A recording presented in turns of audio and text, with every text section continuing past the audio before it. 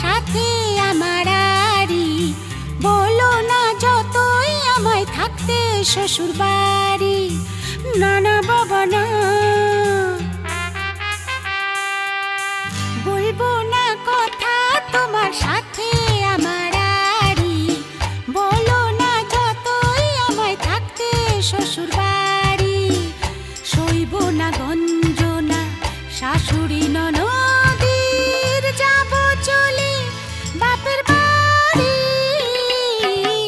বলবো না কথা তোমার সাথে আমার আরি, বলো না যতই আমায় থাকতে শ্বশুর